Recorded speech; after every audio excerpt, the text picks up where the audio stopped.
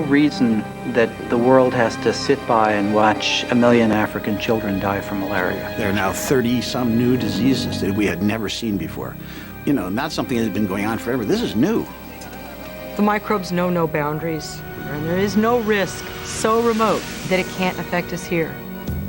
Despite the advances of medical science, our world is still haunted by the specter of dangerous disease. The illness came on really quickly. We were in the mountains on Monday, and by Thursday he was on life support. RX for Survival is the story of the greatest challenges in global health today, and of the people who are meeting them head on. This is a war. This is the ammunition for the war. One of global health's best weapons is one of the oldest. Roll up your sleeve.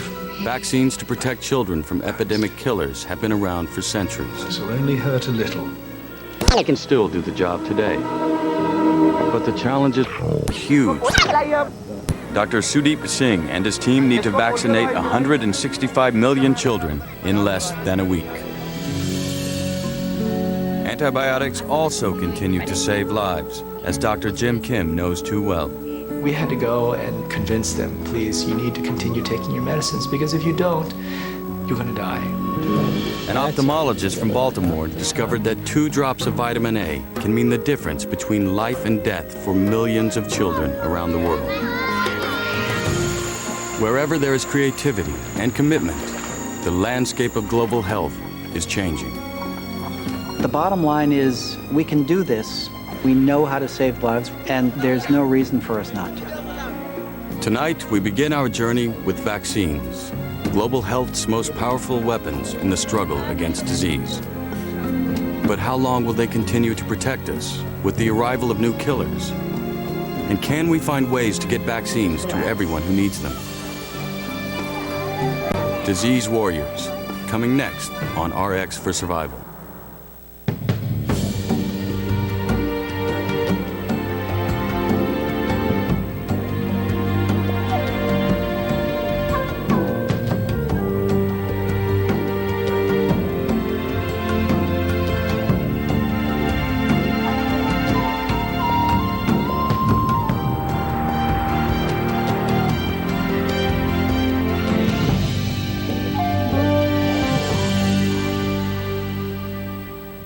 Major funding for RX for Survival was provided by the Bill and Melinda Gates Foundation, working to ensure that life-saving advances in health reach those who need them most.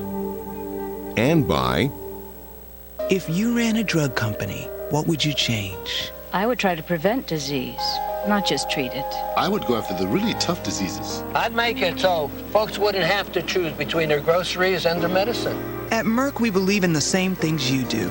Because 50 years ago, George Merck told us to put patients first by creating novel medicines and vaccines and getting them to the people who need them. I would try to see everything through the eyes of a patient. Merck, where patients come first. Polio vaccine packed in ice, safe for several days, is being distributed to thousands of vaccinators in northern India. This is the largest public health campaign in the world today, a last-ditch effort to eradicate polio from the face of the planet. This is a war against polio. This is the ammunition for the war. And these are the casualties of this war, which has been waged worldwide for over a decade. And the final battle will hopefully be in India, one of the last remaining reservoirs of this relentless crippler. The Indian campaign will target 165 million children, a daunting task, especially in crowded North Indian cities like Aligarh. Something like 300 this time. What's this? Nason Saba and Sudeep Singh, a local Sikh doctor, are in charge of this densely populated region.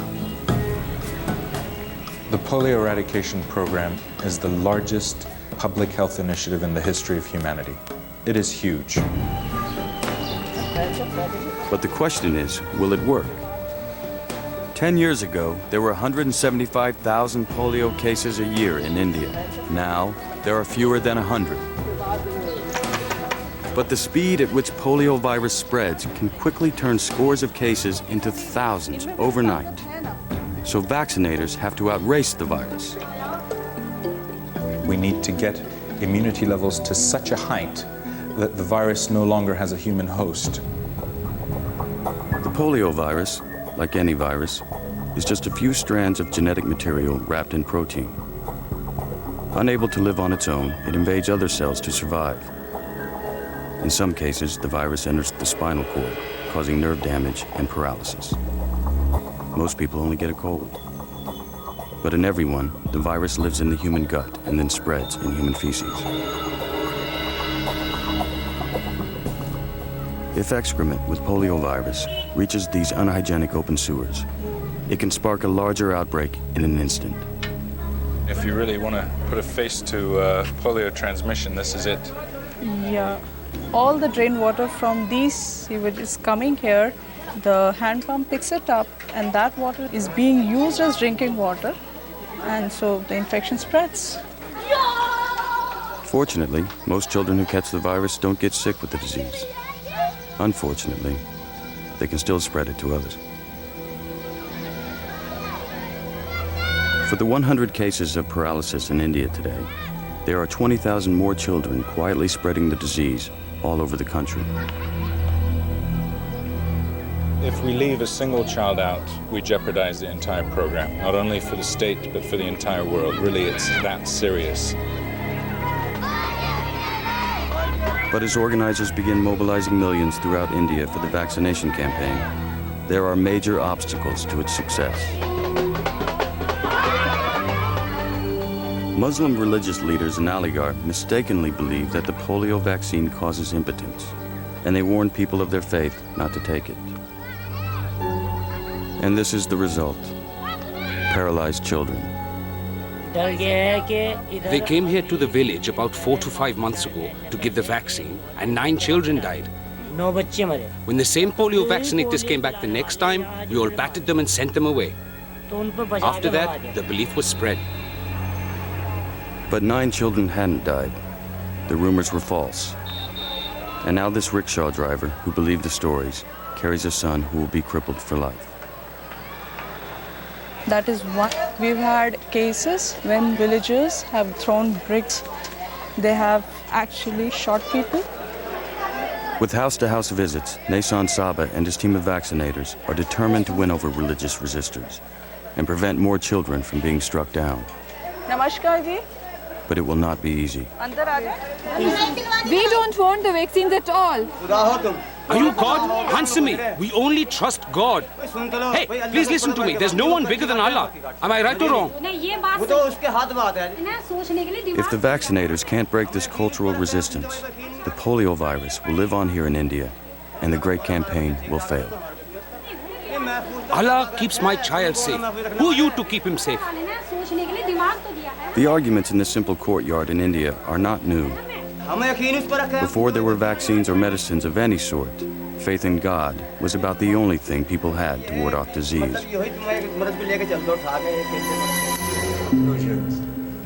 Illness is not divine punishment or miasma of bad air, or as some still believe, an imbalance of bodily humors. Until 1864, when a brilliant French chemist, Louis Pasteur, unmasked the real causes of human illness. No, ladies and gentlemen, illness is caused by tiny germs, living organisms in the air all around us, so small you cannot see them, yet so dangerous they can kill you. And how did you discover these germs? I will show you. François? Working with the latest microscopes of his day, Pasteur was able to visualize microorganisms like bacteria for the first time.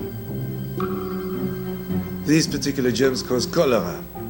I found them in the blood of an infected chicken. And it is tiny little germs, just like these, that can make us sick. They will even cause some of us in this room to die. But, Monsieur Pasteur, how do we kill them before they kill us?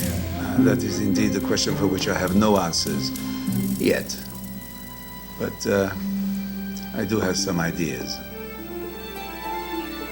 Pasteur is keenly aware of experiments performed by an English country physician who in 1796 became convinced that he had found a way to prevent one of the world's deadliest diseases.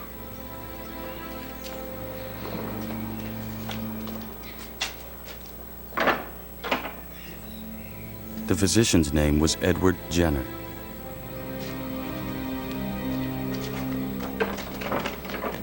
And the disease was smallpox. Jenner noticed that the faces of milkmaids in his parish never showed the telltale scars of smallpox. Yet their hands were often covered with sores from cowpox, a similar but much milder form of smallpox. Yes, perhaps if I go to see that, yes. Daisy, a moment of your time. Come and meet the good doctor. I'd just like to see your hands. Since none of the maids ever got smallpox, Jenner began to wonder if catching cowpox somehow made one immune to smallpox. Yes, that's excellent. So he devised a dangerous plan to see if he was right. James, come in. Come along, Master Phipps. Now, if you roll up your sleeve... Jenner took pus from the cowpox scars of the milkmaid and scraped it into an incision made in young James Phipps. This will only hurt a little, and you're a brave boy, I know. This gave Phipps a harmless case of cowpox. All done. But there was only one way to find out if the boy was now immune to smallpox. Despite the grave risks and questionable ethics, 2 weeks later, Jenner exposed Phipps to a smallpox victim and waited for the results.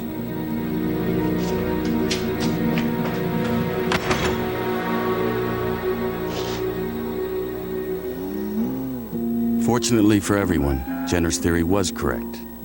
James Phipps survived, and like the milkmaids, he never got smallpox. James! Cowpox had given him immunity. Something for you, my boy. Jenner called his discovery a vaccine from the Latin word vaccinia, the medical term for cowpox. Most people were too frightened to try Jenner's revolutionary vaccine, but those who knew of its protective power did.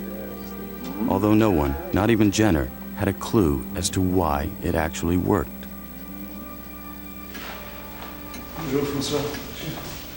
But almost a century later, Louis Pasteur is determined to find out. He knows cowpox is a weak form of smallpox that can prevent the more harmful disease. If this is a principle for disease prevention, it should work for other germs as well. Pasteur begins testing his theory on animals and successfully makes a vaccine for chicken cholera. But he wishes to go down in history as a savior of human life. So he decides to take on one of the deadliest diseases in the world, rabies. Rabies was and still is an incurable disease caused by a virus, a germ too small for Pasteur to see. But he knows it's there. Using the spinal cords of infected rabbits, Pasteur tries to produce a milder form of rabies for a vaccine. But before he can complete the experiment, events force his hand.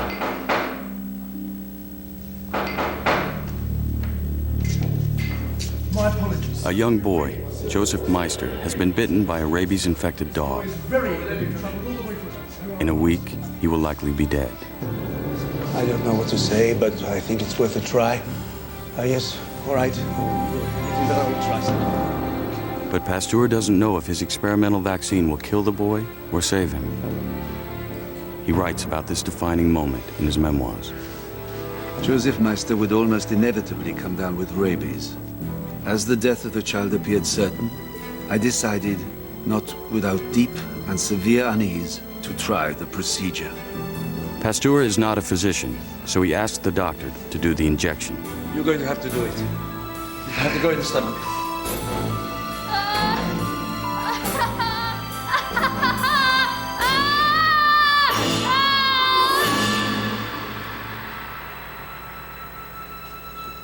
Two weeks later, Pasteur receives a letter. Monsieur Pasteur.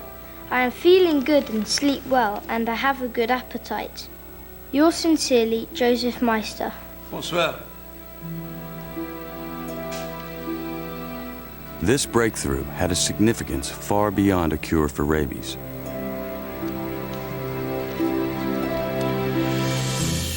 Now the human race had a scientifically proven weapon in the war against infectious disease. But ironically, Pasteur, like Jenner before him, couldn't explain how the great discovery worked. Only in the 20th century did scientists finally understand what Jenner and Pasteur had given them. Vaccines can't kill germs the way antibiotics kill bacteria, but they can recruit the body's own defenses to help ward off viruses.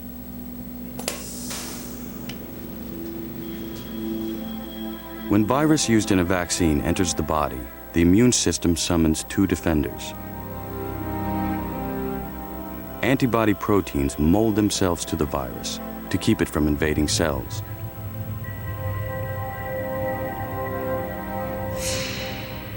And if a virus does get into a cell, the body sends out another defender, killer T cells, that destroy the invaded cell as well as the virus trapped inside. Because the vaccine contains weak virus, the immune system easily wins. And now these tailor-made antibodies and killer T cells stand guard in the bloodstream, ready to defeat the stronger disease virus should it ever strike. With the development of vaccines for diseases like diphtheria, mumps, and measles, old viral epidemics began to disappear. When Jonas Salk produced an injectable polio vaccine and Albert Sabin made an oral version, many countries organized massive vaccination campaigns that brought this relentless crippler to the brink of eradication. Vaccines were winning the war against viruses in the West. But in poorer countries, most viral diseases still flourished. Even smallpox, the first illness to have a vaccine, continued to claim more lives than any other disease in history. It killed without mercy, bringing a mask of agony to the faces of the dying. I remember seeing children with their faces swollen with hemorrhagic smallpox and thinking, isn't this a shame that it's the last view the parents will have of this child? We had a huge hospital ward filled with smallpox cases. And as you walked past the beds, these people looked so distressed. And you could identify at least half of them who were going to die. A young British physician just put his hands on the balcony rail outside and said, "I cannot again do rounds on a smallpox ward." In 1967, the World Health Organization decided to mount a global vaccination campaign to wipe out smallpox forever. But the disease was so widespread, experts predicted total eradication was doomed to failure. Even its leader was skeptical. It was such an overwhelming problem. There was a time where we really had our doubts that we were going to be able to succeed. For the mammoth task, Henderson recruited young idealists who immediately became known as the Smallpox Warriors. Later, many would rise to prominent positions in the field of public health. But now they were just doing their job, which meant getting the vaccine to extremely remote places. A number of these had rather long hair. They certainly weren't individuals who were likely to show up and be well received at an embassy cocktail party, but they worked tirelessly. They were real heroes. And they needed courage because their task was truly daunting. But they were spirited, and they had a vaccine that could be easily administered by scratching the skin with a special serum-laden needle. Smallpox also had characteristics that gave Donald Henderson realistic hope he could break the chain of transmission. We always knew where it was. Wherever the virus was, the individuals had rash. And we could go into a village and immediately identify whether we've got a problem. And smallpox could only be transmitted from person to person. There was no animal or insect also carrying the virus. So immunizing as many people as possible could hopefully break the cycle of disease. At the start of the initiative in 1966, 63 countries were reporting smallpox cases.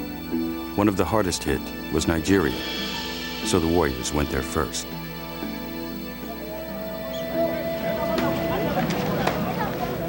The plan was to vaccinate 80% of Nigeria's large and widely scattered population.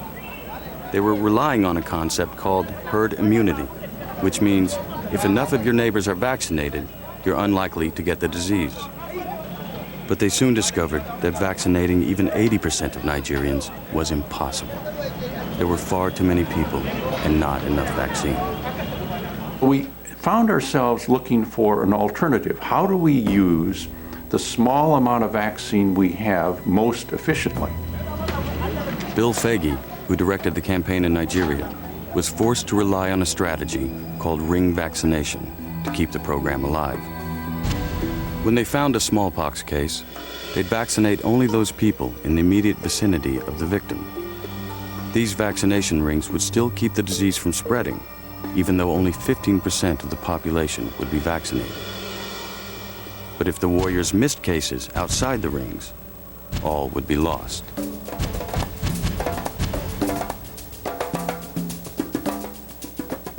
The problem was how to locate everyone with smallpox. Bill Faggy turned to Nigeria's extensive network of missionaries for help. Lokoja Mission Station calling all parishes. Over. We divided up the geographic area and asked each missionary if they would send runners to every village to find out whether they had smallpox. If the runners found a case, vaccinators would quickly move in and place a quarantine ring around that village. Suddenly we were able to put a mark on every village with smallpox. The bottom line is that smallpox disappeared from this area in a period of weeks, even though we had vaccinated only a minority of the population. They also latched onto another valuable group who could provide intelligence: school children. Is there anybody here that knows of someone that has this disease? By holding up a picture of smallpox and saying, has anyone seen this? We soon found that little boys in particular, between 9 and 13 years of age, knew pretty much everything that was going on and were quite prepared to tell you all about it. Over there. Region after region began to fall to this strategy, with ring vaccination always the cornerstone of the plan. After 3 years of determined work, the smallpox campaign triumphed in West Africa. India, with the largest concentration of cases, became the next target for the Warriors. But with its massive population, they would need other strategies for success. They recruited thousands of Indian workers to help them find cases. By 1973, they mounted a house-by-house campaign that was so well coordinated, they visited 100 million homes in just 6 days. But what they discovered alarmed them. In one state where we were getting about 500 cases a week, suddenly the searchers found 11,000 cases in just this 1 week. It was a very black day indeed. There were those who said, you'll never get rid of smallpox in India. Worse, the disease could easily spread among such a highly mobile population. In the 1970s, 1% of the Indian population was on a train at any one time. And so you're thinking of millions of people moving around the state. To try to overcome this problem, they created surveillance and vaccination posts at train stations, and they stood watch at markets and other gathering places. There is a goddess by the name of Sitala Mata in Hindu mythology to whom villagers would make offerings for her to heal them if they were ill with smallpox. It seemed that it'd be a good idea to post people at the Shitala Mata shrines to learn where smallpox cases were occurring. They also went into the countryside, where farmers worked long hours in distant fields. To get them to come into the villages to be vaccinated, Faggy enlisted the help of a creative chief. He said, I'll get them back. And with that, he had his drummer begin pounding on a talking drum.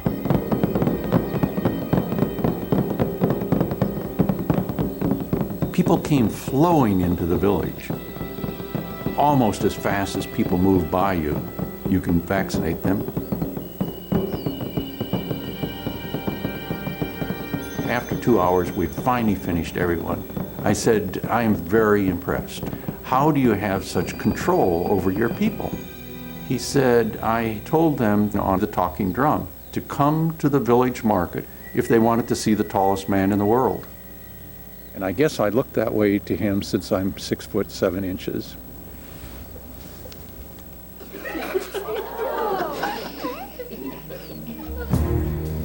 By 1975, after 3 years of hard work, India was smallpox-free.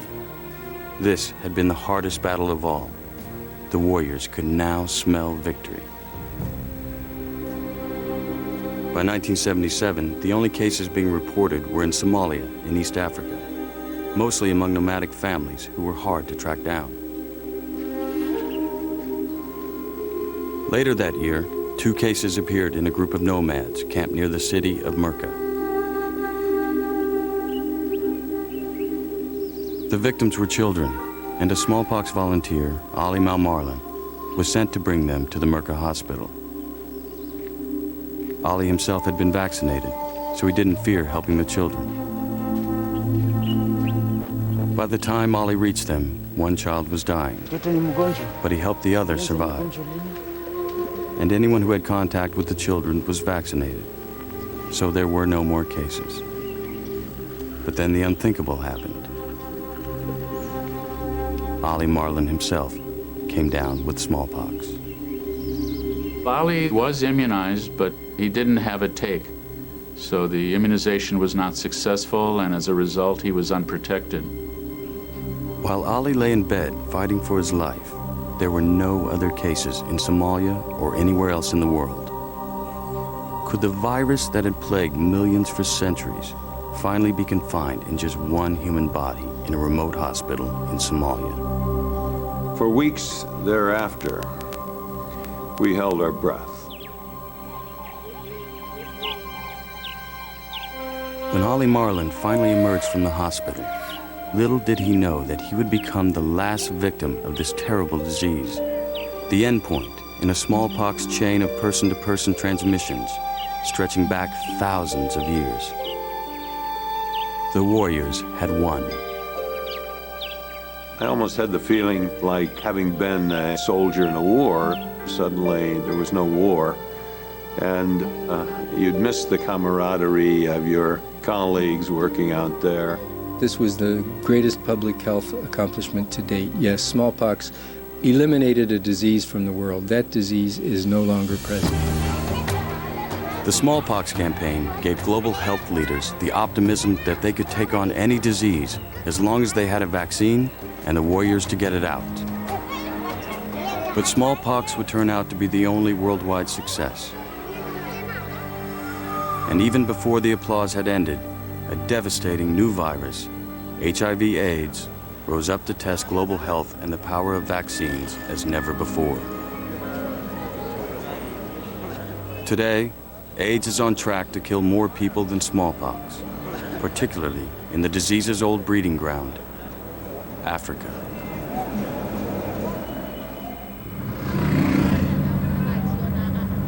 Sex workers looking for clients in Nairobi, Kenya.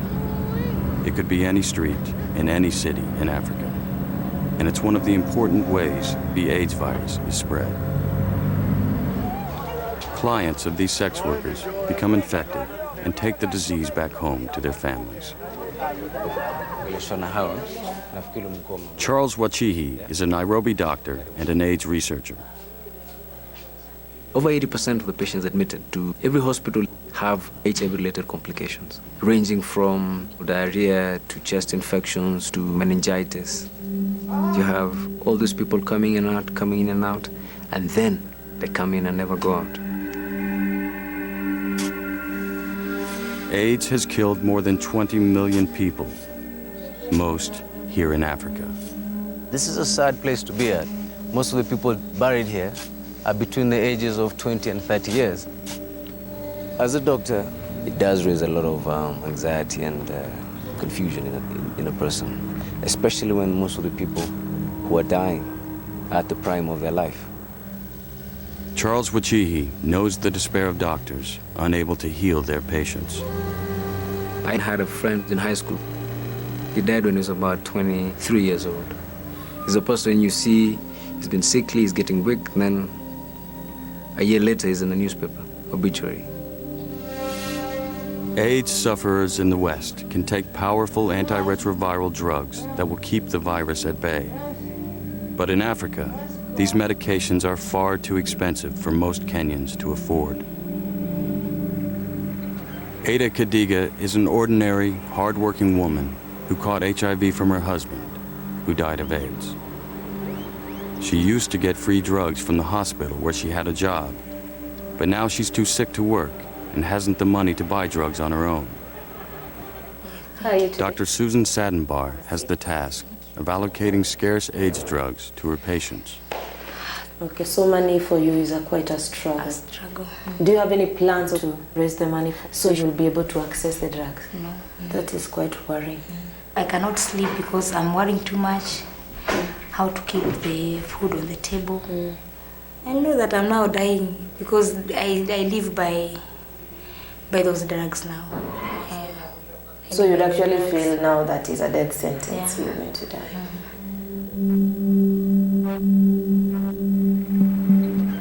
If any disease needs a vaccine, it's AIDS.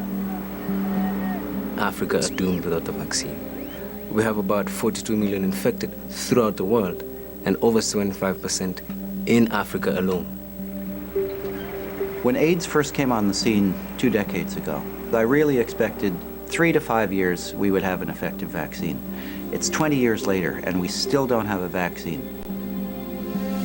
Over the last 2 decades, researchers have learned that making a vaccine for HIV is extremely difficult because unlike other viruses, it destroys the immune system itself.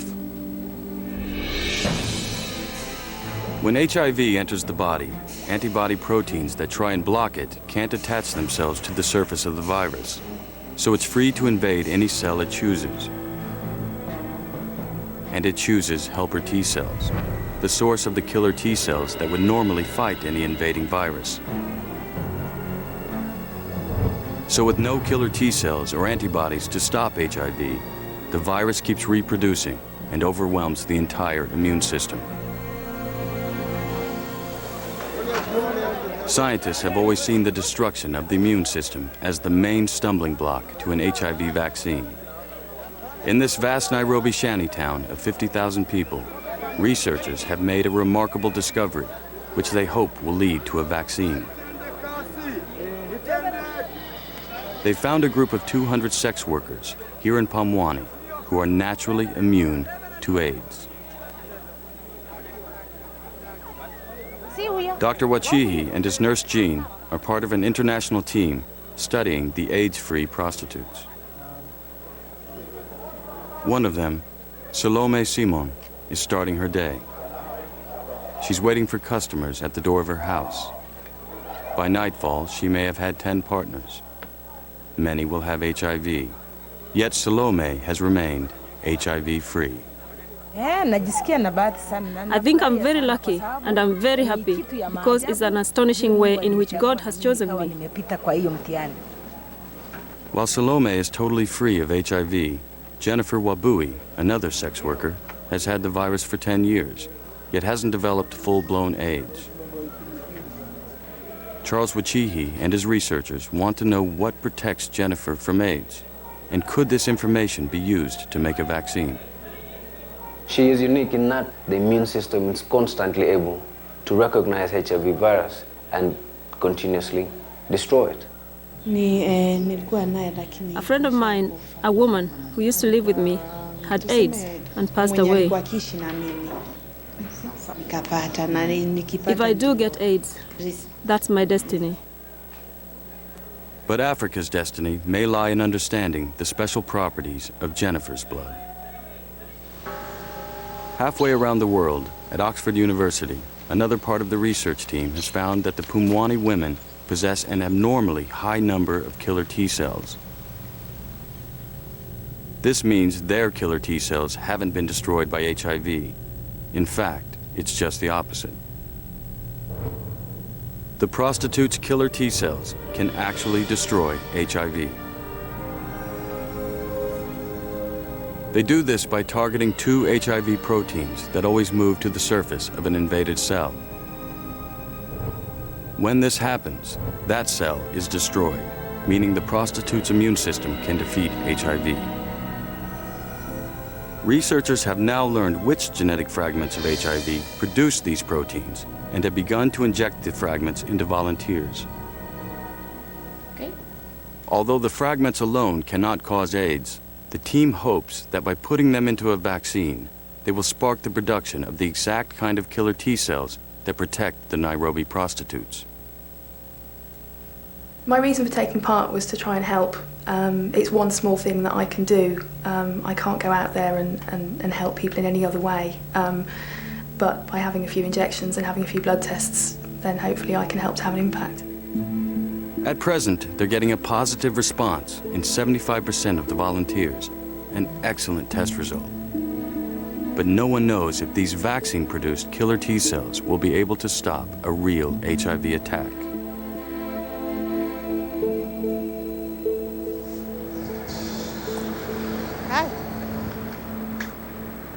If the initial trials continue to go well, the next stop will be the streets of Nairobi. 2,000 HIV-negative sex workers and their clients will take the vaccine for 2 years to see if they can remain AIDS-free. But it will take several more years to complete all the trials, and this vaccine, like others being tested, may ultimately end in failure. It's ironic that Nairobi sex workers like Jennifer, who usually spread HIV, may someday prove instrumental in stopping it.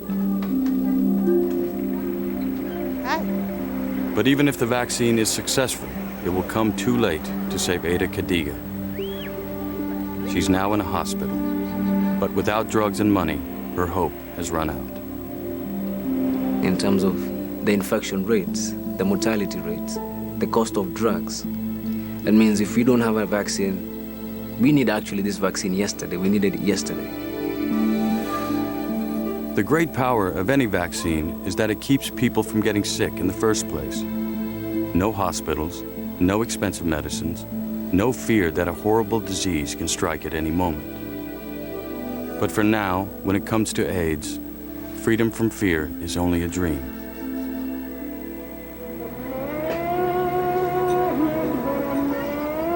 For another global scourge, polio, the battle is almost over.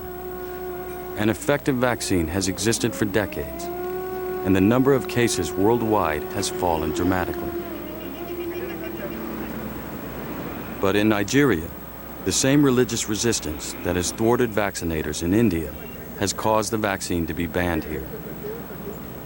In a country that once had only a few cases left, by 2004, there were more than 600, making Nigeria the largest reservoir of the disease in the world. During the ban, many children have come down with the disease, including 20-month-old Akasim Kasim. At first, he couldn't even move his head. His hands were not moving like now, and he couldn't move any part of his body. Akasim is crippled now for life, and his father is devastated. David Heyman, one of the original smallpox warriors, heads the polio eradication program at the World Health Organization in Geneva. With the virus now spreading from Nigeria to countries that had previously been polio-free, Heyman and his team know the whole eradication program is in danger. What happened when Nigeria stopped immunizing is that one virus made its way to Chad, causing children to be paralyzed in Chad. Then from Chad, the virus went to Central African Republic in the south, the one in yellow. The virus from Chad also went to Sudan, and it caused an outbreak of polio in Sudan, which is still going on. 657 cases so far in Nigeria. If you compare with other countries, basically 80% of the cases in the world are occurring in Nigeria. To break the logjam in Nigeria, Heyman sought help from Islamic leaders who recommended sending the vaccine to a Muslim-run laboratory in Indonesia for analysis. We worked behind the scenes helping the country determine what steps they needed to take to prove that the vaccine was safe. When Indonesia reported the vaccine contained no harmful agents, Nigerian clerics opened the door for vaccinators from Rotary International and UNICEF, who immediately rushed serum to polio-affected areas. A child paralyzed because of the ban is paraded before Nigerian village elders as a warning for all to take polio drops. If they can control polio here, the vaccinators would stand a good chance of stopping the spread to other nations.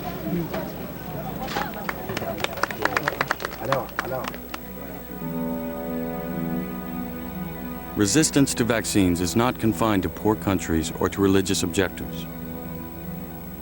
This is Vashon Island off the west coast of America. In this exclusive island community, 4 miles from Seattle, some people claim equally good reasons for rejecting vaccines.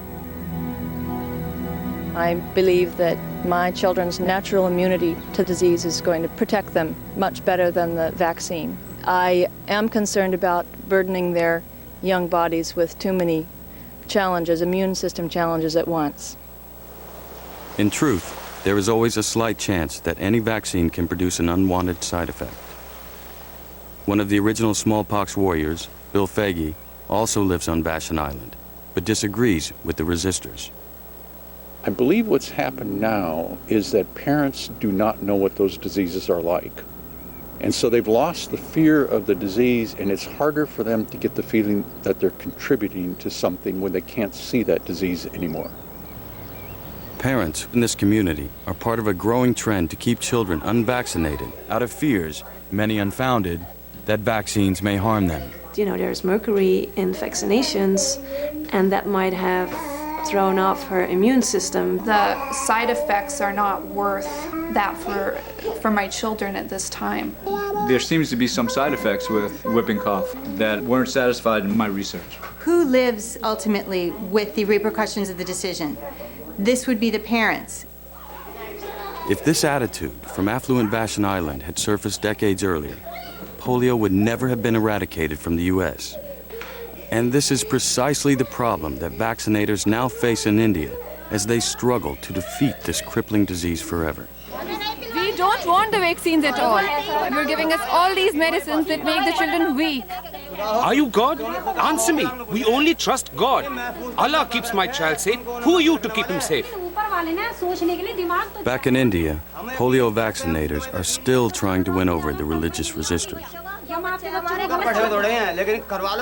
I can't read.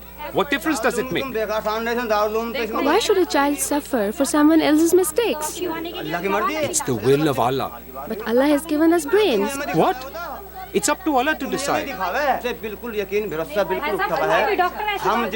You're showing me a cartoon? Please trust me and look. Just because of one small mistake, that child walks like this. So they're trying to explain to the father that this is an important thing inherently. And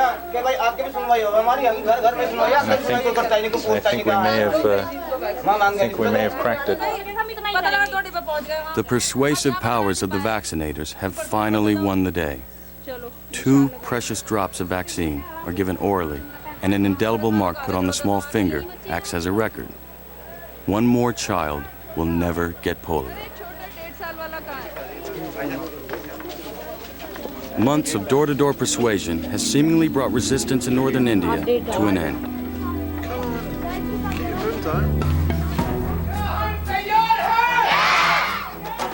Vaccinators are now ready for October 10th, 2004, when the full campaign to vaccinate India's under 5s will begin.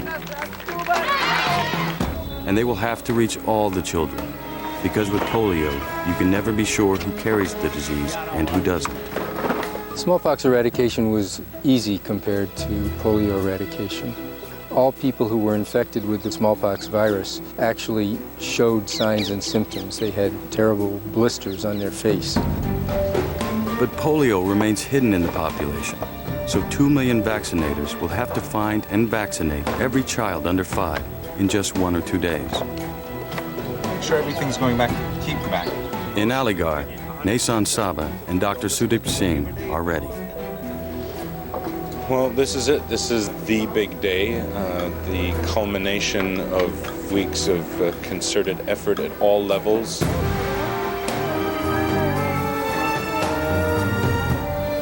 With its overcrowding and pockets of resistance, Aligarh will be one of the most difficult assignments in India.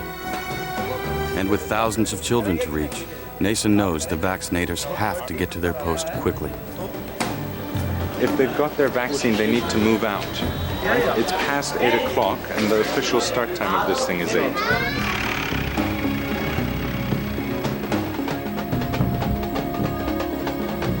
By mid-morning, the campaign is in high gear.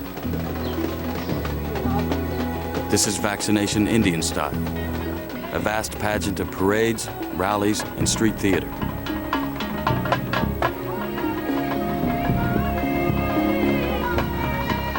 The goal is to get every child to one of the 350 vaccination stations that have been set up throughout the city. You see the microplastic? But behind the scenes, there are problems for Nason and Sudip to overcome, even at the very first vaccination station they visit. Did you have the names? Yes. Namaskar, Bhaiya ji. Unlike smallpox vaccine, polio vaccine deteriorates quickly when it's taken from the ice packs. So heat-sensitive labels on the vials turn different warning colors as the fluid passes through 4 stages of deterioration. How many stages are there? 2, 3, no 3. It's 4. Is this what you call training, you shameless creature? Don't you feel ashamed? When were they last trained? She did not get trained in this round, she was last round. How about this gentleman? You haven't been to training, have you? No. Okay, that's okay. He didn't go. Don't tell me fairy tales. Why did you replace a team member without telling anyone? To keep the program on track here, Nason and Sudip have to replace these workers with a properly trained team. Meanwhile, more and more join in the campaign. And there is good news. School children are bringing out their younger siblings for vaccination, just as they were asked to. There is a momentum building, but Nason and Sudip have to make sure everyone is doing their job correctly. The spread of disease by people on trains, first noted by the smallpox warriors, is no less real today. If vaccinators can't get to children on the move, the whole polio campaign will be lost. Yet this post is clearly missing scores of targets. They've only vaccinated 72 children over the entire morning. Sudip, it's 72 kids, man. And there's more on the platform. There's 72 kids an hour here. We have more than 72 children on this platform alone. Don't you see how many children there are here? Sudip, ask them how they're doing it. Wouldn't it be better to get a train? Are they boarding the train? Are they catching trains as they come in? We're not here just for fun. You've got to hop onto trains and ask people to get their kids vaccinated. So Sudip boards a train and shows them how it should be done. Has your child had polio drops?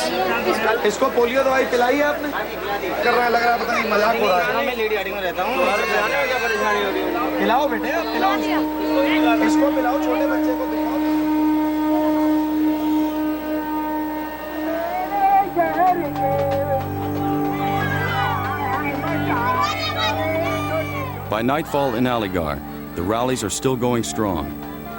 By morning, they will know just how successful their campaign has been.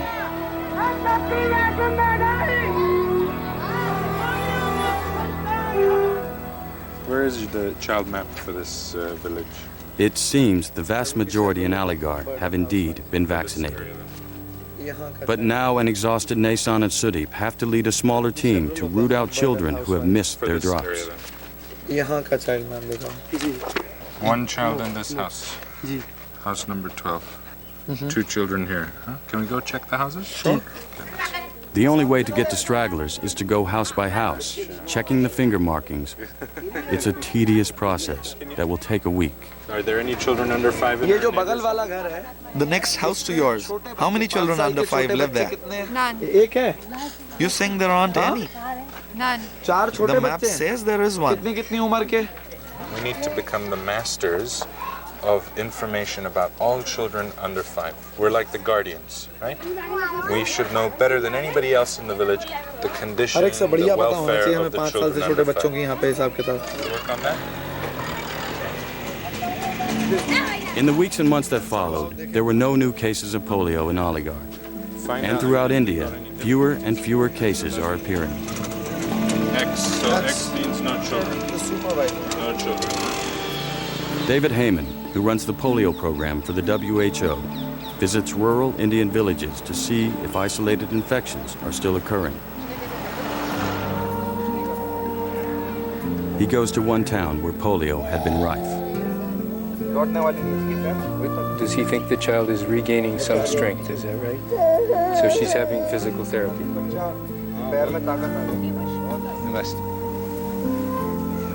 See this one? No, this is the leg.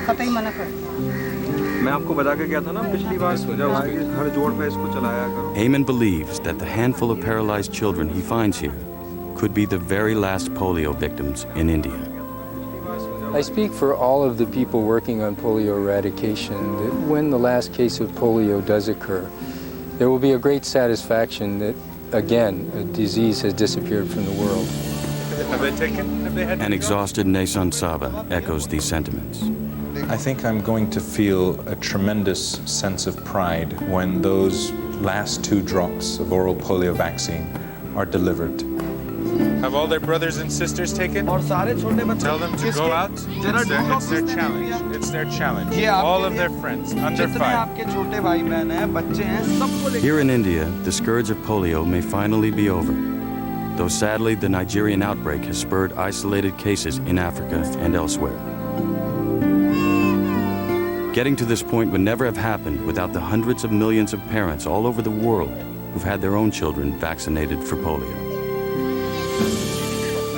So when we give vaccines, it's both because we want to protect our children, but also because we have a social contract that in living in this society, we also try to protect other children. Vaccines are absolutely the foundation stone of public health. Vaccines are society's best protection against infectious disease. When we do not have them, we humans are vulnerable to the worst effects of virtually any infectious disease. But where they have worked, childhood death and disability has dropped dramatically and given all the world's people the chance for a longer and healthier life.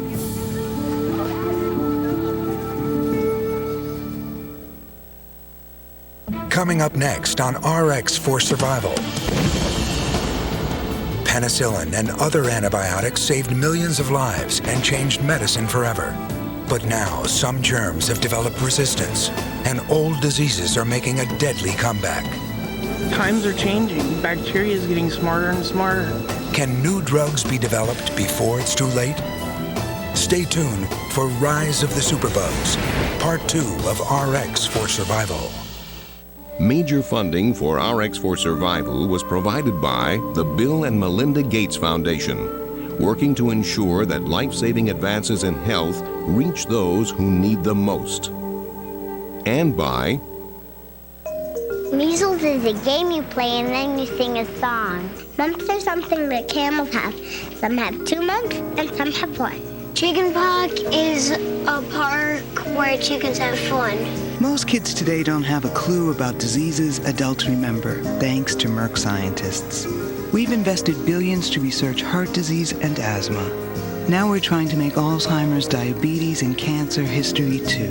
Merck, where patients come first. PBS will return in a moment. Uncover the mystery of the Black Death. Fear of the plague is an absolute fear. If you catch it, you'll die. But did those who survived pass on a legacy of resistance to HIV? Find out on Secrets of the Dead. 8 p.m. CBTV Wednesday. This week on Now. I wish I had known when I was in the White House what I know now about the Third World. A president speaks out. It's very difficult for the American people to believe that our government, one of the richest on earth, is also one of the stingiest on earth. Jimmy Carter on America and the health of the world. Watch Now, Friday at 8:30, here on CPTV.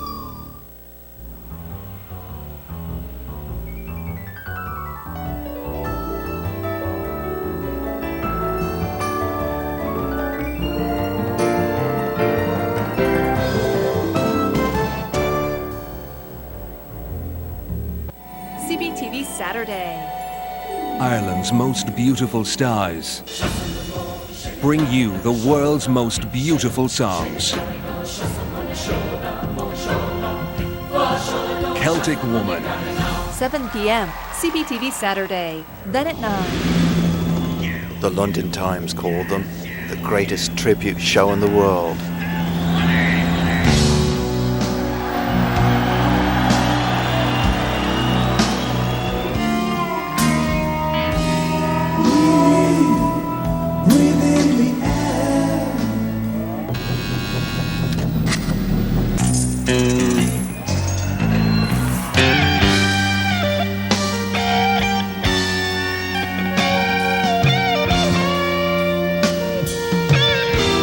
The Australian Pink Floyd show.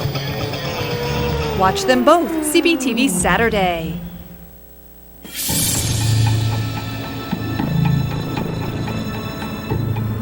In a high-security biosafety lab, researchers stare at the chilling results of recent tests. Deadly tuberculosis bacteria have managed to withstand almost every drug that can kill them. This means strains of contagious airborne bacteria are mutating into superbugs that may soon be unstoppable. I was shocked because I had never seen tuberculosis resistant to 10 drugs.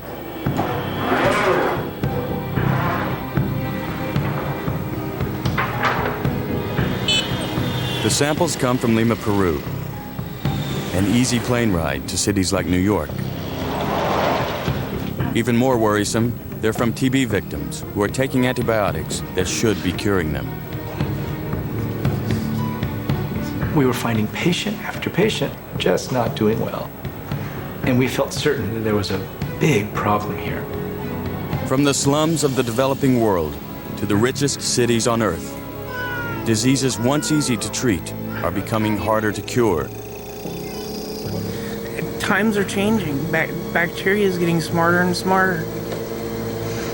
I'd never dreamed that I'd have one that I'd have to fight such a battle with. For decades, we've counted upon life-saving drugs to rescue us. But as the germs fight back, our medicines are failing. The situation is heading us towards a major public health disaster. A perfect microbial storm is brewing. And if we ignore it, we could be swept back to the era when microbes were invincible. Next, on RX for Survival, Rise of the Superbugs.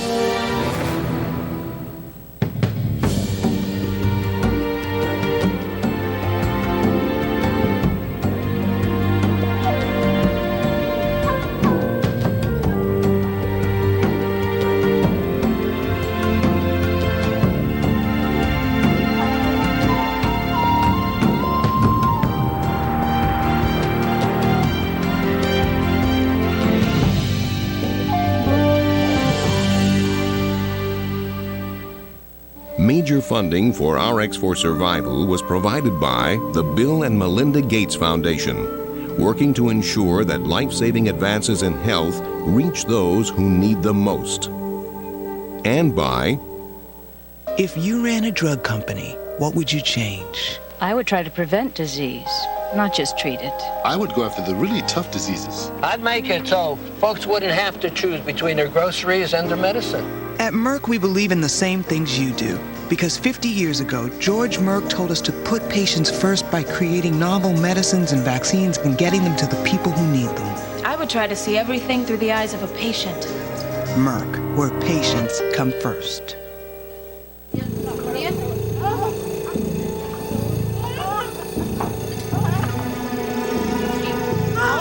In rural Honduras, 10-month-old Stephen fights to breathe. To reach a doctor, his mother Narada walked for hours, carrying her feverish baby in her arms.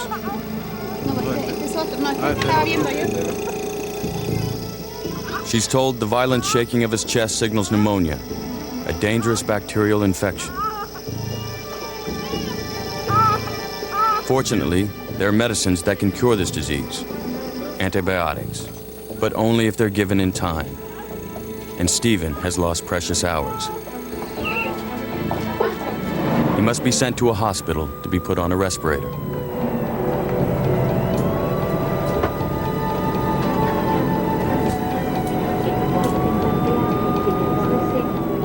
During the nerve-wracking 4-hour journey, Narada prays the antibiotics being injected into Stephen will work.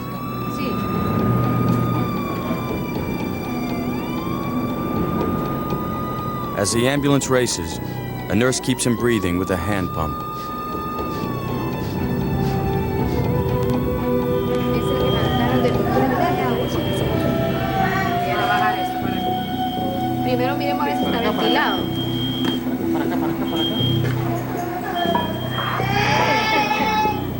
In the emergency ward, doctors struggled to get Stephen on the only available respirator in the country.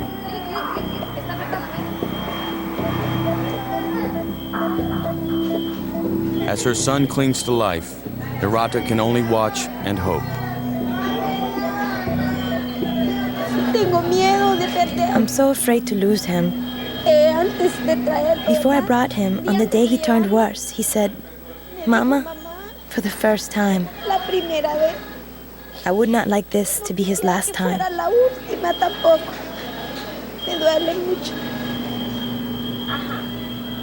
Dr. Jorge Melendez has helped to stabilize Stephen. Now it's a waiting game. If Stephen had received antibiotics sooner, he would not be at the risk of death. Because pneumonia, when it's treated as soon as the first symptoms arise, in most cases, is totally curable.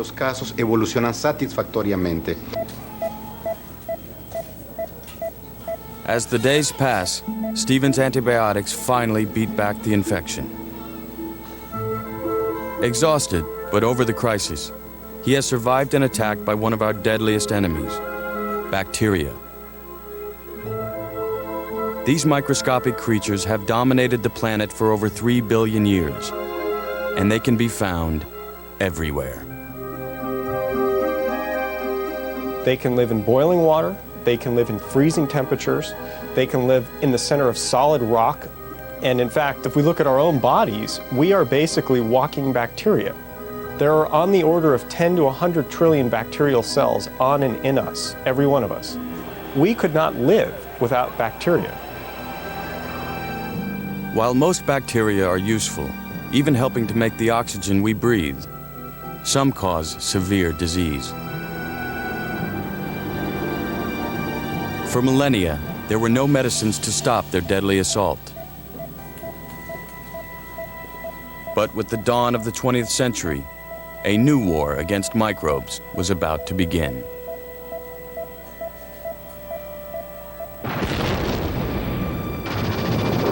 World War I. Battles are raging across Europe.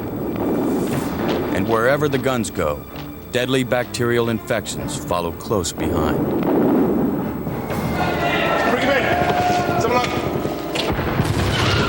field hospital in France, Alexander Fleming, a young British doctor, is horrified by what he sees around him.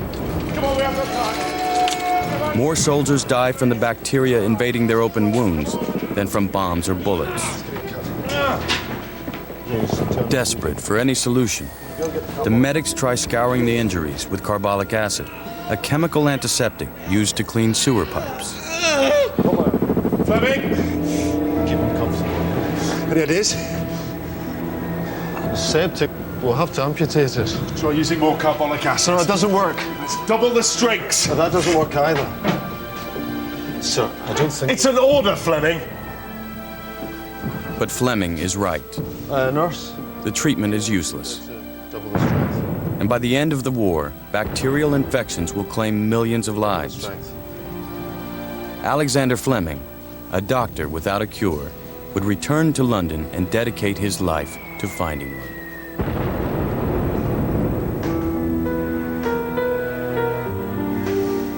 He begins by studying bacteria, determined to find chinks in their armor. Year after year, he gets nowhere. Then, one day in 1928, chance intervenes, thanks to Fleming's sloppy housekeeping. In a pile of petri dishes he's forgotten to clean, he notices something unusual. A stray bit of mold has landed on a dish of deadly bacteria, and it's wiping them out. He looks into this dish, and he sees what turns out to be one of the great scientific discoveries ever. Here was a killer organism, Staphylococcus, terrible to human beings, dead from something that a mold had produced. Fleming is clearly aware of the notion that life hinders life. The notion that one organism can eat another like a lion eats its prey in the jungle.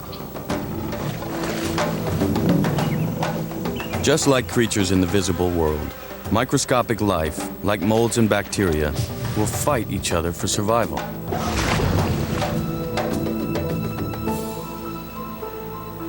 In a moment of epiphany, Fleming realizes the mold is defending itself by secreting something that destroys the bacteria. The mysterious substance targets the cell walls, prohibiting the bacteria from dividing and producing more bacteria, so they quickly die off. Fleming calls his discovery penicillin, after the common mold Penicillium, which is often found on rotting food. If he can isolate the bacteria-killing substance, he might have the weapon he's been searching for. And he would really spend the next 2 or 3 years trying to discern what it was in this mold that killed the bacteria. But he was not a chemist. Unable to extract the penicillin, Fleming finally gives up. But he publishes an article in an obscure journal and keeps the original mold alive, just in case.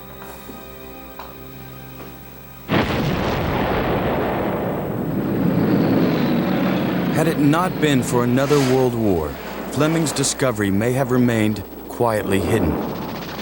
But as World War II engulfs the globe, infections are again killing soldiers at an alarming rate. Searching for a cure, Oxford scientists Howard Florey and Ernst Chain discover Fleming's paper on penicillin and borrow his penicillium molds. They then set out to accomplish what Fleming could not. Penicillin is the most elusive, unstable bit of medicine you could ever try to capture. It was this will-o'-the-wisp that would disappear. Finally, by altering the chemical state of molecules produced by the mold, they isolate small amounts of penicillin. It easily cures infections in mice. But will it work as well on humans? Their first patient is a dying policeman named Albert Alexander, who scratched his cheek in his rose garden. Imagine a time where just scratching your face on a rose thorn can lead you to be so eaten by bacteria. That's Albert Alexander. And the bacteria are eating through his body like worms eating an apple. And then he gets a shot of penicillin, one shot of penicillin that's not even particularly pure. And then this miraculous thing occurs. Much better. These bacteria, which have had their will with him, are suddenly at bay. Here, Chane and Florey and the others are thinking, this is a gigantic moment in medicine. We're going to cure this man from the brink of death. And then they ran out of penicillin. And he died that horrible death that he had nearly died a month before.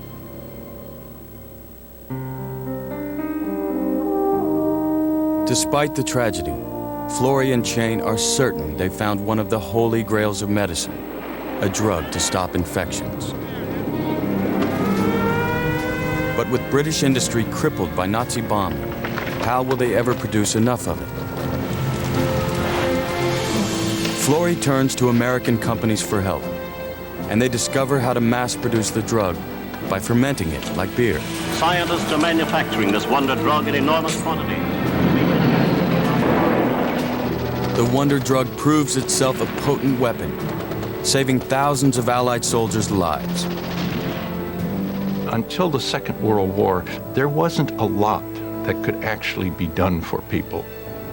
And the discovery of penicillin led to a great opening of the era of medicines. The realization that a simple mold could produce an effective drug inspires scientists to search for other organisms that might do the same. New medicines derived from molds, funguses, and even bacteria flood the market. Tetracycline, cephalosporin, erythromycin. Antibiotics. Called antibiotics, meaning against life, these miracle drugs can stop infections like pneumonia, gangrene, and meningitis. Even the most widespread bacterial disease of all, tuberculosis, is finally curable with antibiotics. In the epic war against microbes, it looks as if humanity has finally won.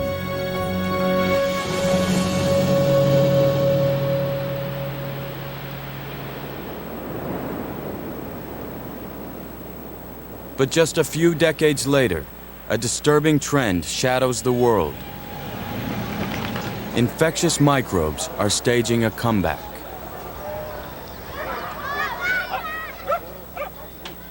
In Lima, Peru, 29-year-old Raquel wonders why she is still suffering from tuberculosis. For years, she's been taking antibiotics, but she remains highly infectious, and her lungs are weak and battered. None of my friends know that I have TB because I'm afraid that they will say, just go away. I feel that if I am rejected, I won't be able to bear the pain, so I would rather not see them. Raquel is used to rejection. Her husband left to avoid getting sick. Now, she and her son Bruno must depend on her elderly mother. And their future looks bleak.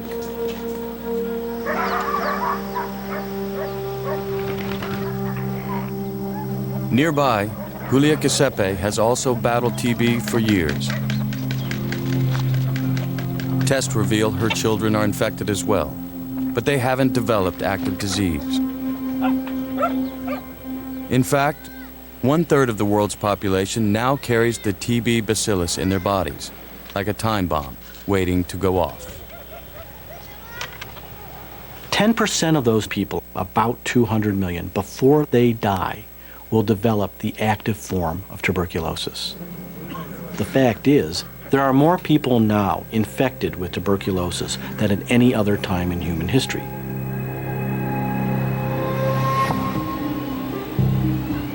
Fueling the rise of TB are the millions of people now infected with HIV/AIDS, whose weakened immune systems make them vulnerable. But that's not the only reason the disease plagues countries like Peru. In Lima, TB thrives in shantytowns like Caraballo, where tiny shacks cling to any patch of unclaimed rocky hillside. With impoverished families crammed into tight quarters, it's the perfect breeding ground for TB bacteria that pass through the air from victim to victim. Because the bacteria are constantly evolving, patients like Julia must take multiple drugs for months. And following the regimen is critical. As the drugs start killing the germs, many people begin to feel better and stop taking their pills. But a few germs are naturally resistant to the antibiotics. These survive, quickly multiply, and become the majority. Now, if patients restart their medicines, these resistant bacteria become tougher to kill. Because this was happening in Peru, in 1991, the government set up a program called DOTS, for Directly Observed Therapy. The premise is, if nurses make sure patients swallow all their antibiotics every day for 6 months, they will always be cured. And this was the fortunate outcome for most TB victims. But not all. In Caraballo, the crosses of people dying from TB began creeping up the mountainside as steadily as the squatter settlement itself. In 1995, the situation puzzles two doctors, Paul Farmer and Jim Kim, working in Caraballo through their non-profit group, Partners in Health. Peru had the best TB program in the world, and yet we were finding patient after patient after patient still suffering from tuberculosis. And we felt certain that there was a big problem here.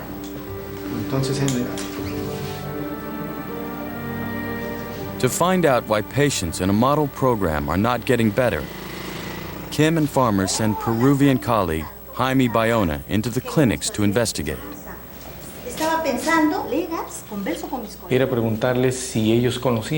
I asked the nurses if they knew of people that were sick with TB, that went every day to the health center to take pills, but were never healed. And the answer was, yeah, we have a lot of cases like that.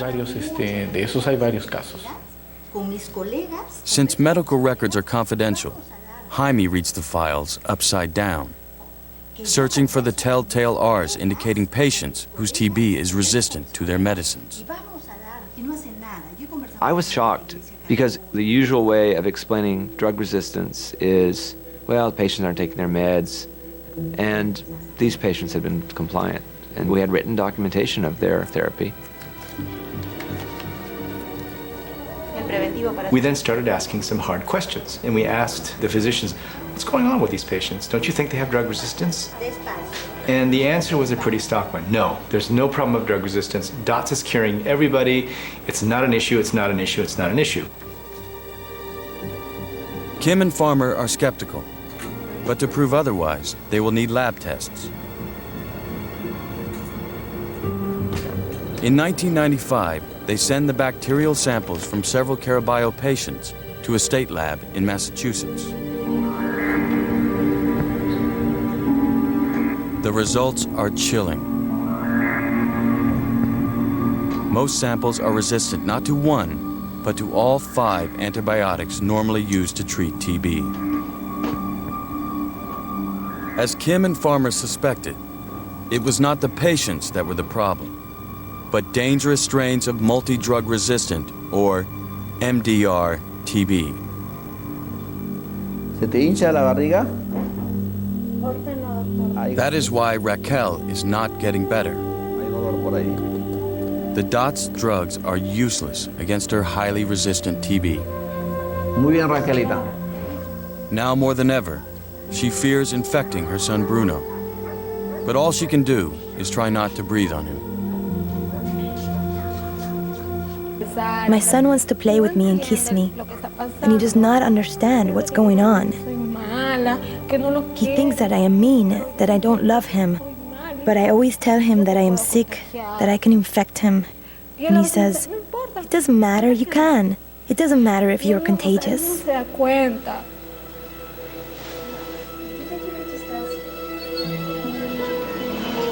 Although she fears spreading the disease, there are days when Raquel has to go to the market. Everyone around her is at risk. It's really a crisis. It's not as if these patients with active MDR-TB were being put in sanatoria. They weren't being removed from the community.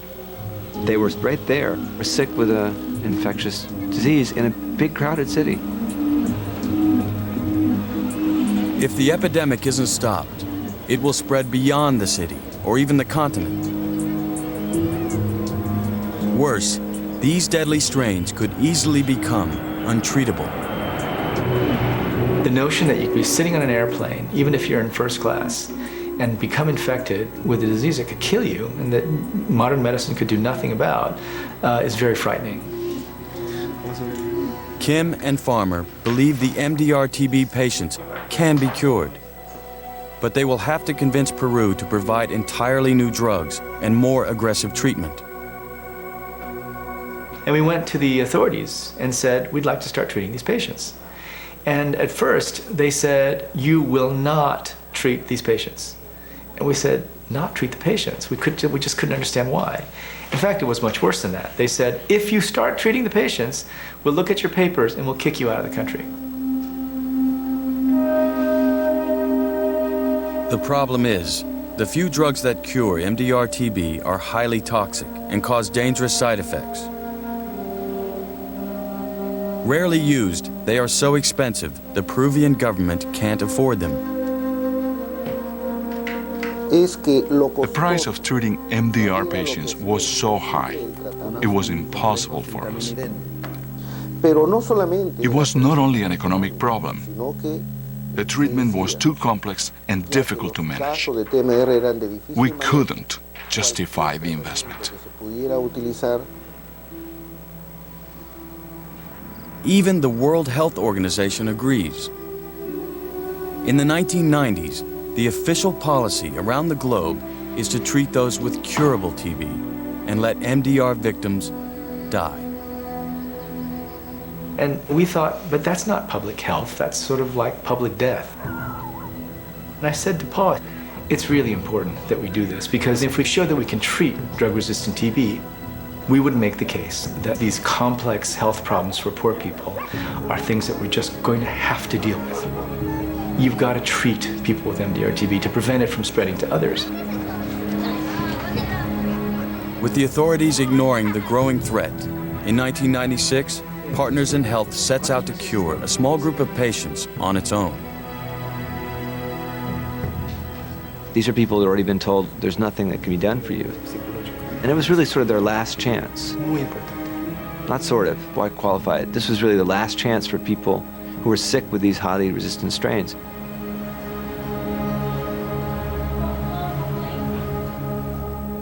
But each drug-resistant patient will need between $15,000 and $20,000 worth of medicine. Until they can raise the money, Farmer and Kim adopt a Robin Hood approach, borrowing the antibiotics from their hospital in Boston.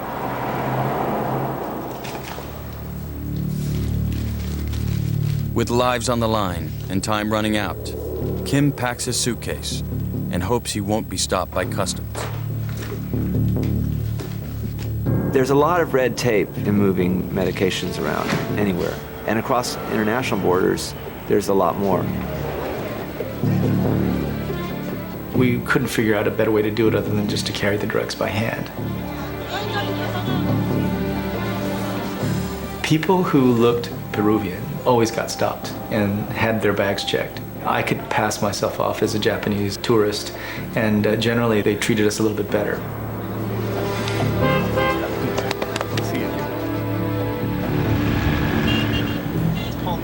But can Partners in Health keep medicines flowing to patients this way? And will victims actually get better? It's a huge gamble. The only thing sure is time is running out, and the epidemic is spreading.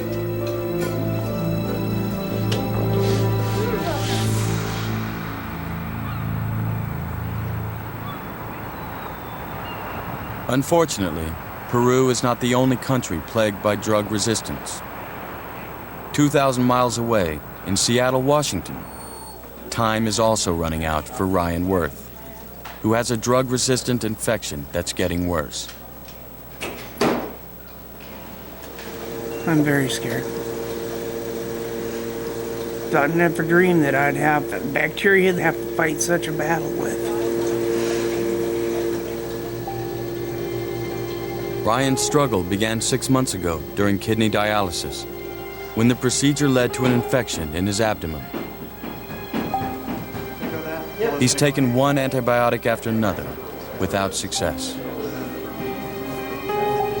He did have some resistance to the antibiotics, and we tried basically everything we knew was available. It just hasn't been working. Ryan's infection is caused by a common bacterium found in soil. It's not usually dangerous, but like TB in Peru, this strain has mutated into a superbug. Well, they pretty much described a superbug to me as a bacteria that's just stubborn, that is resistant to a lot of different antibiotics that they have available. As the bacteria continue to multiply, Ryan is running out of options. Today, his surgeon, Dr. Raker, will try to cut the infection out. Here is the abscess itself. It should not be there, and we're hoping to completely excise the infected area. Resorting to the knife to save patients' lives was routine before the discovery of antibiotics.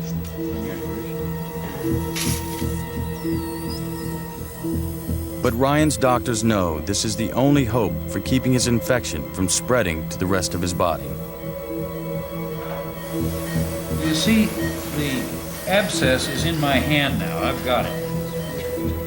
We were really pleased that we could get around it, and I think we got all of it out, all the gross contamination out.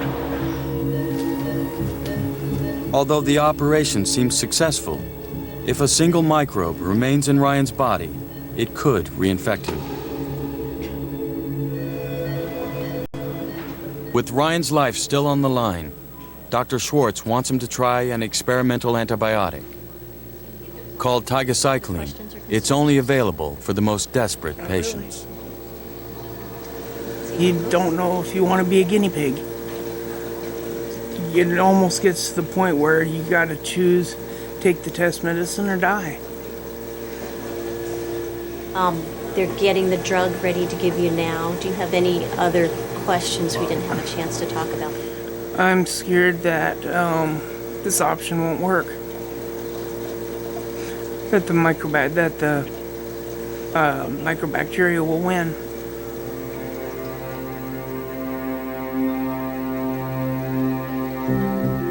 As the golden-colored drug flows towards Ryan's veins, he has no idea if his body will tolerate the experimental medicine. It will be months before he knows if he's cured. Times are changing. Bacteria is getting smarter and smarter. It's adapting to all the medications, the antibiotics that people are taking.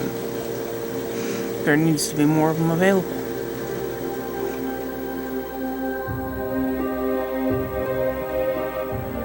As Ryan has learned, after an explosion of antibiotics discovered in the 50s, 60s, and 70s, the faucet is running dry. Of the hundreds of drugs currently under government review, only a handful are for bacterial infections. And that's bad news for the public. In fact, I think they should be terrified. It's taken us 12 years to get tigecycline anywhere near the market. This makes these drugs commercially unsuccessful, and it really discourages other people from going into the field. So we've got to make the process simpler, faster, because drugs don't come cheap. It can easily cost over $500 million to develop a new drug. Since antibiotics are taken infrequently, they are far less profitable than the drugs people need every day. Pills that manage cholesterol, high blood pressure, depression, or even libido. And that's why most pharmaceutical companies are getting out of the antibiotic business. One has to balance their risks in this industry. Where are you going to invest your money? And, you know, it sounds crass, but the fact is, if we were to stay in business by trying to find drugs that would lose us money every time we develop them, we wouldn't be able to find any drugs. Not only are antibiotics less profitable, miracle microbes are getting harder to find. But not everyone has given up the search. One pharmaceutical company has been spurred by the revelation that 99% of the microorganisms living beneath our feet have yet to be identified. We may be literally walking on microbes that can save lives. Microbes are masters at producing antibiotics in order to compete for their niche in the environment. So there's microbial warfare ongoing in every gram of soil, every day, all the time. And some of those antibiotics have not been discovered yet. So when I look at a gram of dirt, what I see is undiscovered potential. In a single gram of soil, there are nearly 10,000 species of microorganisms unknown to science. But how do you find even one that could make the next great antibiotic? Cubist has a surprising approach. They've engineered an E. coli bacterium, commonly found in our gut, to resist all commercial antibiotics. The goal is to see if any living thing in the soil can kill this ultimate superbug. Each day, a liquid containing the E. coli is poured over microbes growing in culture. Across the surface of the plate, a battle for survival begins. In the next few days, if a clear spot radiates out from a spore of soil, this means the drug-resistant E. coli has met its microbial match. When we find a microbe that can produce an antibiotic that kills our E. coli, we know we have something unique, because this E. coli is tough. Anything that kills it could be the next wonderful super drug. Cubist has found several promising leads, but research on any drug can take over a decade. For every 5,000 compounds tested, only one will become a medicine. 99% of what we do in drug discovery fails, and it fails every day. Part of the reason is that a lot of things look good in the lab. Even peppermint extract will kill HIV in the test tube. But taking something from the test tube into the human body is a whole different order of complexity. Meanwhile, for more and more patients like Ryan, the crisis is getting worse. And the horrifying thing is that every day in the front lines of these hospitals, we're encountering bacteria that we can't kill with our current antibiotics. We're just running out of weapons to use against them. The situation is heading us towards a major public health disaster. It is like watching the airplanes heading towards the World Trade Center with our hands tied.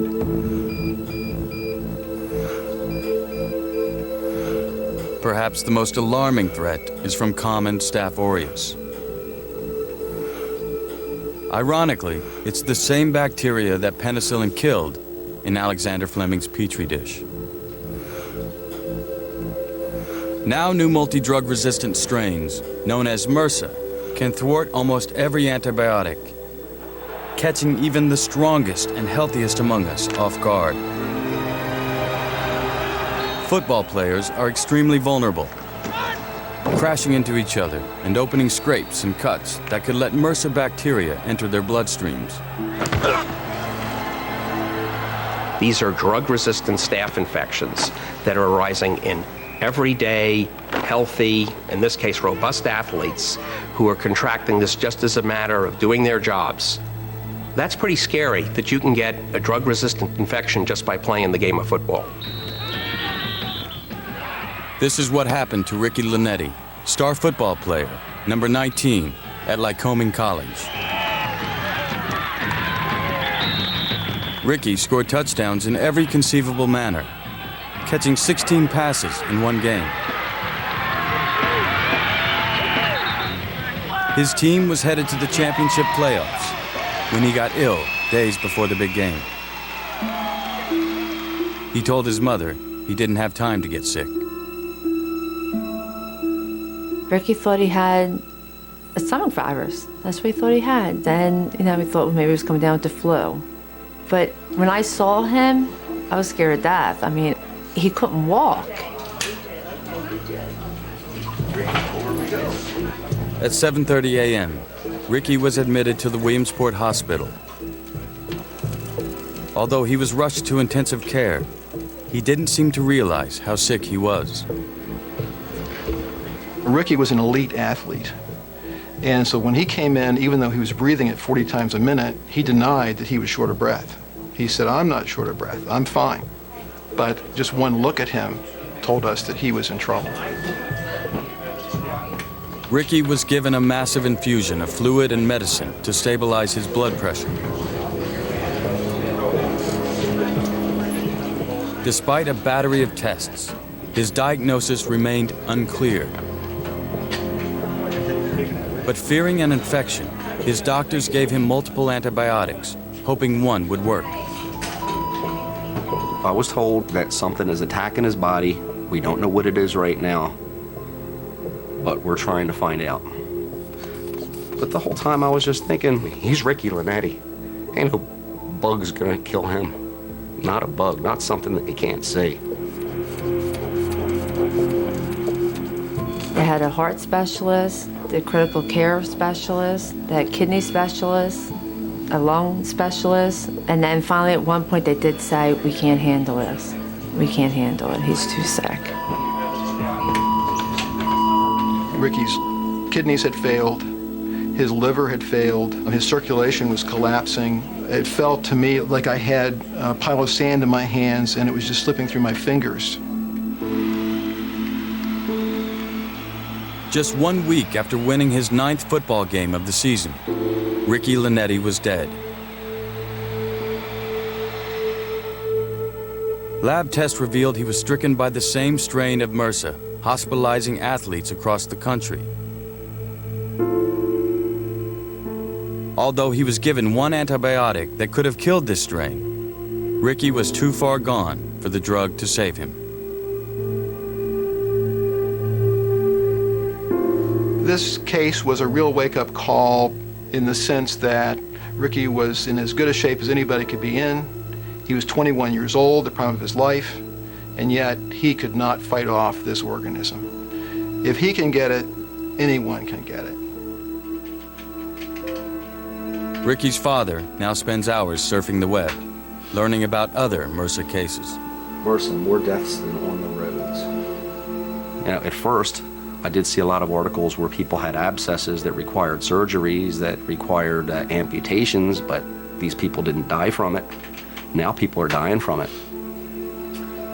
Doctors and hospitals are telling people to wash their hands, don't share towels. That's fine. It doesn't satisfy me. What would satisfy me would be like any other kind of disease you may get, that you'd be able to take something after the fact to kill it. While a few antibiotics can still stop this superbug, even they are beginning to encounter resistance.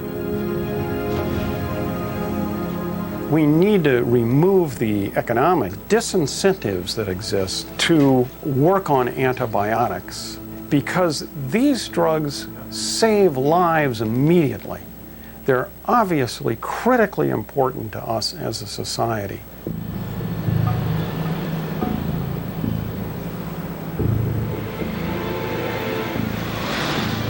Back in Peru, the dire need for new antibiotics is starkly apparent. Despite the growing epidemic, not a single new TB drug has been developed in 30 years.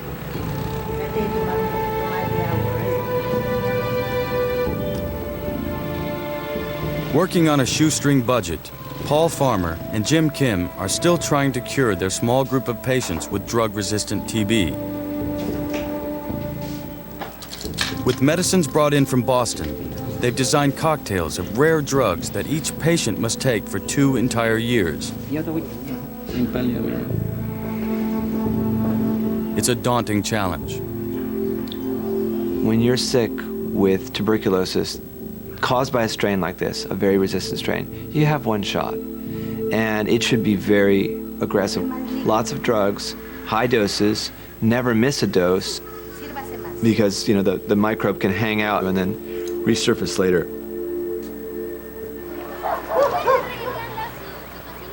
To manage the side effects and make sure every pill is swallowed, Partners in Health hires and trains workers from the community. But many fear visiting highly contagious patients in their homes. They asked us questions like, well, you're asking us to take care of these patients and we're scared. Aren't you scared? And I'll never forget, the answer that Paul gave was, yeah, I'm scared. Everyone's scared. But look, it's in the community, and the only way to deal with this is to take it head on. One nurse willing to take the risk is Lorena Mastava. Although it's dangerous, she chooses not to wear a protective mask, so patients like Raquel won't feel stigmatized. It's not that the masks are physically uncomfortable, but it's like speaking to patients through a window. I want to be close to them, so the mask is like a barrier.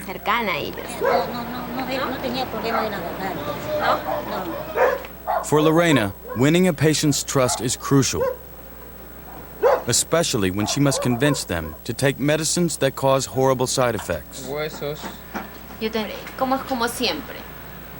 One of Lorena's toughest cases is Antonio. As he struggled to work his way through school, he became infected.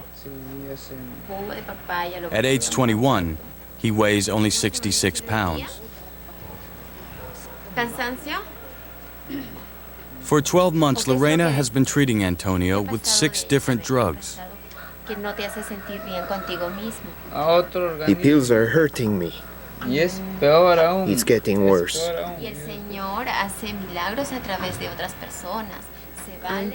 Antonio is having a lot of stomach problems because of the drugs.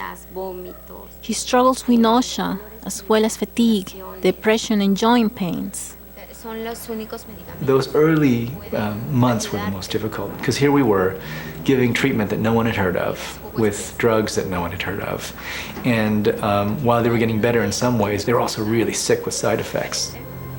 So we had to go and stand by them and convince them, please, you need to continue taking your medicines, because if you don't, you're going to die.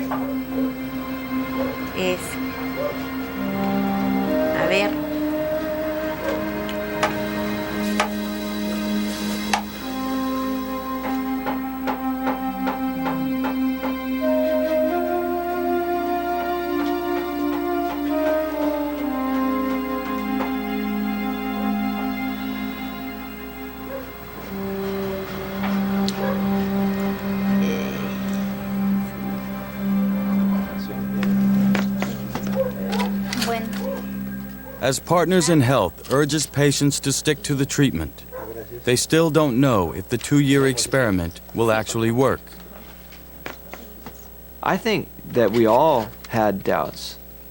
Privately, we're thinking, oh my God, this is so hard to get the medicines, to get the patients to think about their nutritional issues, the side effects, but it was a nightmare. Every day we had doubts.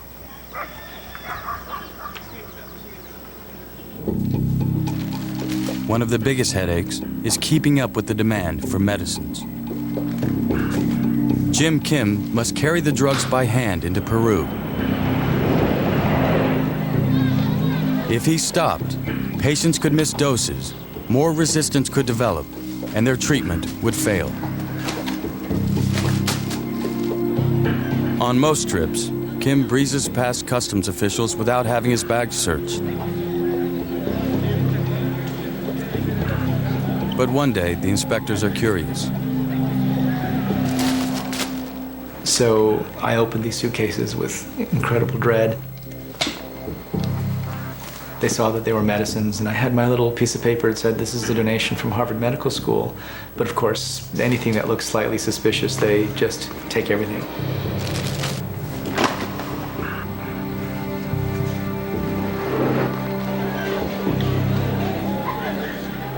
This time, Kim talks his way out. But his Robin Hood approach is reaching its limits.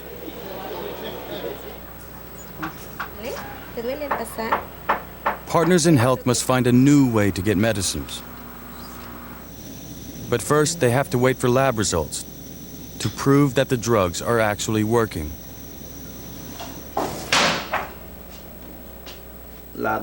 For one patient, the signs are not good. Despite new drugs, X-rays reveal that TB still consumes Raquel's lungs. There is no improvement in my condition. I don't know why. Maybe I'm too resistant. I've been told to stop taking my medications because they no longer have any effect on me. I don't know what drugs I'm going to receive next.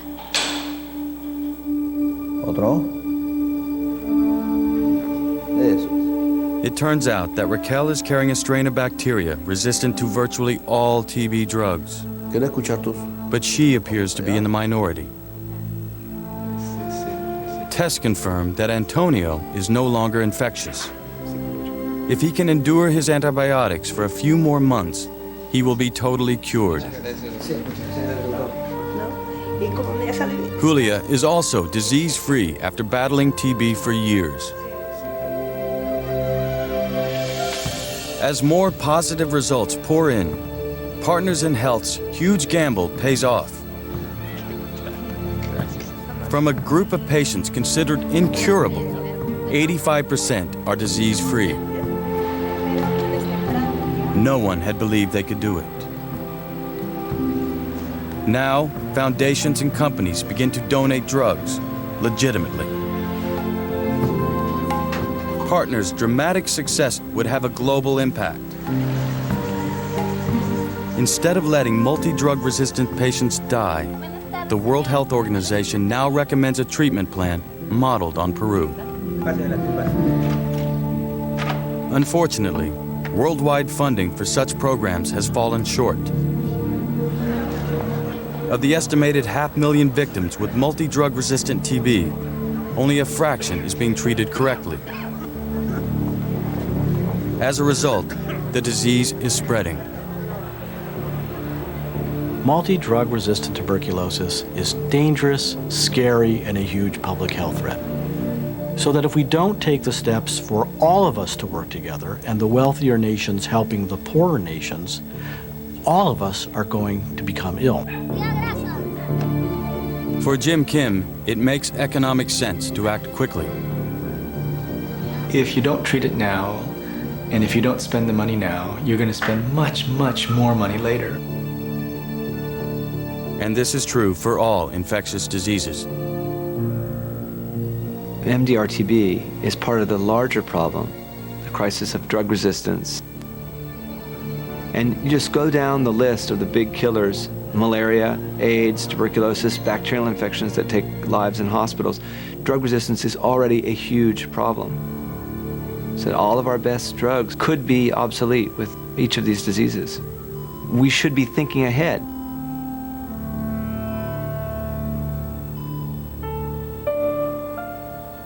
The specter of totally drug-resistant infections now haunts the world.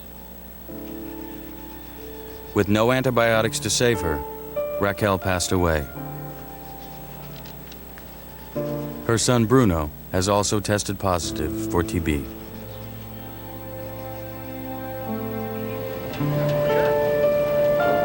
In Seattle, Ryan has been luckier. His bacteria has been defeated by the experimental drug, one of the only new antibiotics coming down the pipeline. But as time goes by, success stories like Ryan's may be increasingly rare. We're just heading right back into the past with lack of antibiotics. And it's very scary to think about it, that up to 10, 20 years from now, we may not have the tools to fight these infections. Then what? It's preposterous to think we could ever, quote unquote, win the war against microbes. This is not a war, it's a holding action. What we want to do is keep one step ahead of them. The medicines that saved Stephen in Honduras or Antonio in Peru could soon lose their power, leaving all of us vulnerable to once curable diseases. To ensure a safer future, we need to find better ways to control these threats, because the bugs will never go away.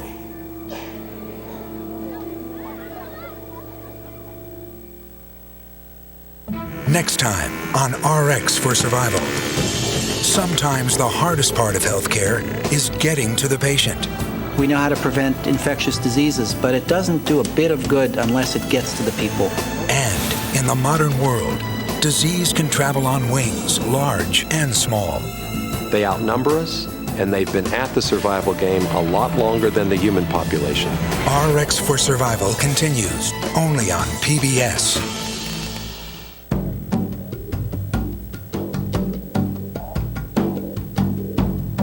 Learn more about global health, then find out how you can make a difference at pbs.org.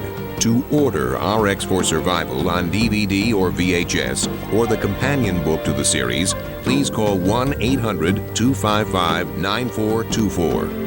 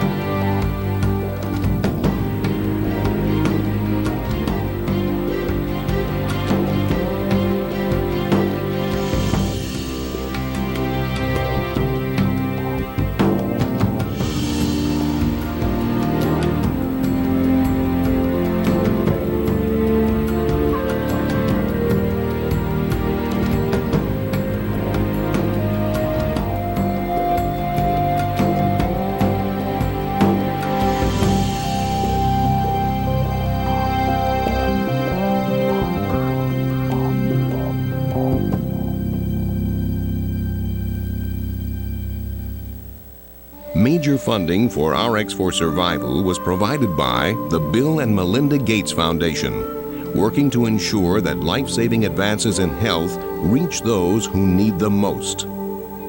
And by Measles is a game you play and then you sing a song. Mumps are something that camels have. Some have 2 months and some have 1. Chickenpox is a park where chickens have fun. Most kids today don't have a clue about diseases adults remember, thanks to Merck scientists. We've invested billions to research heart disease and asthma. Now we're trying to make Alzheimer's, diabetes, and cancer history too. Merck, where patients come first.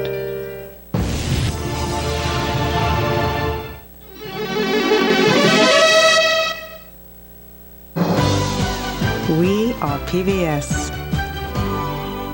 Uncover the mystery of the Black Death. Fear of the plague is an absolute fear. If you catch it, you'll die. But did those who survived pass on a legacy of resistance to HIV? Find out on Secrets of the Dead. 8 p.m. CBTV Wednesday. Now departing for the United States, Ebola, tuberculosis, SARS. The next epidemic could be a plane ride away. That's why PBS is bringing you a major new health and education initiative. A groundbreaking effort to make the world a healthier place for all of us. Watch RX for Survival. 9 p.m. CBTV Wednesday.